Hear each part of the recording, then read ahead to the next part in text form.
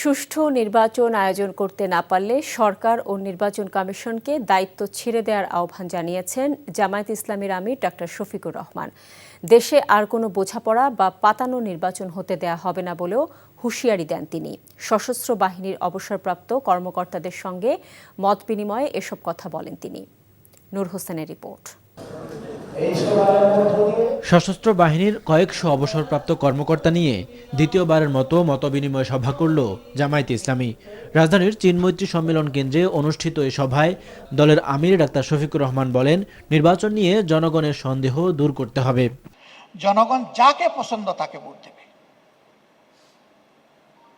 কিন্তু তার পছন্দের ভোট দেওয়ার পরিবেশ নিশ্চিত করে দিতে হবে সরকার এবং ইলেকশন কমিশনকে। এখন পর্যন্ত এটি হয়নি, আমরা সবাই প্রত্যক্ষ করছি।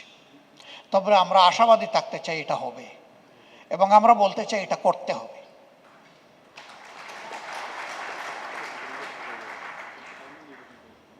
কেউ যদি না পারেন তা সরে যাওয়া উচিত, যে পারবে সে এসে করুক।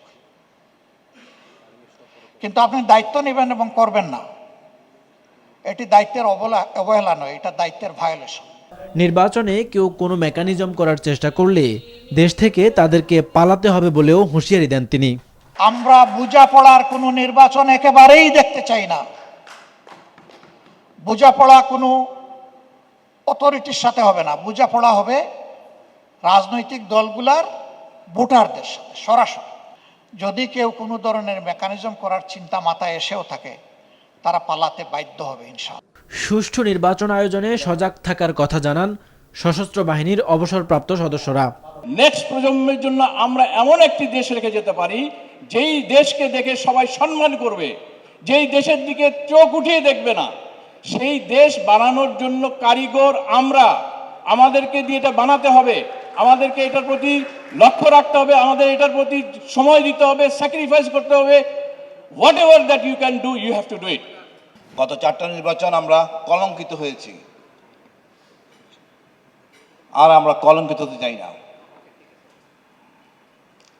আমাদের প্রত্যাশা থাকবে, আমরা আস্থা নিয়ে ভোট কেন্দ্রে যাব, আমরা যাকে খুশি তাকে ভোট দিব। এর আগে জামাত আমিরের সঙ্গে সৌজন্য দেখা করে ইউরোপীয় ইউনিয়নের প্রতিনিধি দল ও চীনা রাষ্ট্রদূত।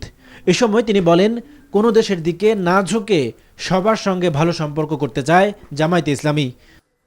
নূর হোসেন, এনটিভি নিউজ, ঢাকা।